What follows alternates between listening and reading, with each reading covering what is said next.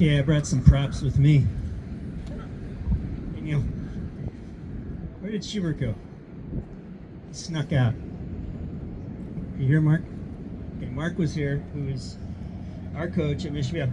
So about right after the 72 Olympics, Shirley swam in. We opened a new pool down in Mission Viejo, our 50-meter pool, Margarita Aquatic Center, and so at the grand opening, we had Shirley and Keno Rothammer and George Haynes came down to kind of narrate and have them kind of christen the pool. And soon after that, I don't remember what year it was, Jack might remember, when Flip left Huntington Beach and went to Saddleback College, 73, 4? Yeah. Flip Dar left, and so Babashoffs were looking for a club, and they came down to try out with the Matadors, see if they liked it. Usually you try out to see if you can be on the team. In this case, no, anyone that they could be on their team. But they wanted to see. Jack decided, I think, after one time, wasn't for him. Shirley and Bill came down, and they drove twice a day, every day, from Fountain Valley to Mission Viejo to train at Mission Viejo. And we all got better.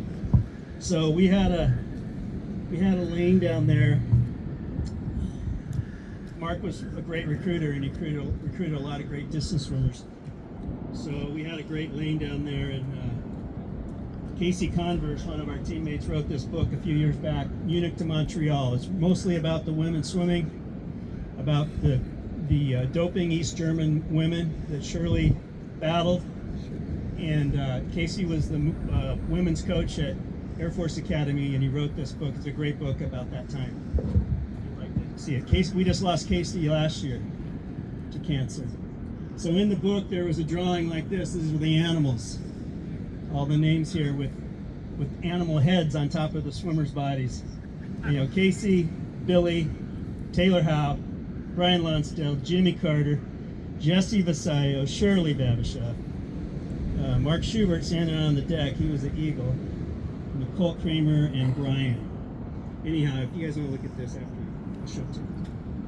It was fun, but we battled in that lane. We called it the animal lane, and usually Shirley was in lane 2. She was there racing the boys next lane, and she was tough. She put on those green paddles and kick our ass. And if you didn't keep your elbows high and your forearms in, you're going to get slashed by those green paddles. So you gotta stay away from her on the lane line when she's coming by. But Billy was a great training partner and a great competitor, but he didn't really have a great sense of his own pace when we trained. So he would pick up on the person next to him or the person in front of him and would stay right there. So on a 5,000 meter swim for time, you'd have Billy Babashoff on your toes like the whole frickin' thing. And it pissed me off. Couldn't shake him. Couldn't get rid of him. He could stay right there. And if he was next to you in a lane racing or in practice, he'd always be like looking right there at you, staring like straight into your eyes. He was just locked on like a heat-seeking missile. But that made us all better somehow.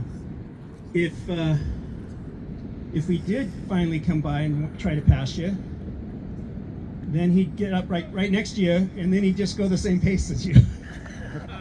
So we'd be swimming up and down the lane next to each other. Well, we'd have like 3 other guys in the lane. We'd do a circle pattern. And pretty soon, sometimes there'd be 4 or 5 guys in the lane. Nobody could pass anybody. We were like right next to each other, racing like in a 1500 or some obnoxiously long set. So anyhow, Billy, that's one of the things I remember about Billy. He was a great competitor. That's one of the things that made him a great competitor, because he could stay with anyone just about. But I don't know if he could just pass them, sometimes. There was something the way he was wired. I brought something else here. Another prop. Babashoff, Russian heritage, I believe. And I picked up this hat in Leningrad in 1977 at the USSR dual meet. And 1977 was special because that's the year that Billy and I graduated from high school. We're in the same grade. I went to Mission Viejo, he went to Fountain Valley, and we both signed our national letter of intent to swim at UCLA for the great George Haynes. And so we spent our freshman year together at UCLA and had more battles in the pool. And then I saw over here that you got listed that Billy actually beat me at NC2As. Or no, yeah, NC2As my senior year. I had a kind of an off meet there, but his time was faster than mine in that race. Anyhow, Bill was we spent a lot of time together. Not that much time in conversation, mostly just training and battling and trying to beat each other's brains out with all the other animals down at Mission Viejo. But he was a great guy. He didn't go on. He left UCLA after the first year, and he ended up at Golden West and then at Long Beach State, where he finished up. Beat me in 1650. But anyhow, Shirley and Bill were great teammates to have, and I'm going to miss them. Thank you.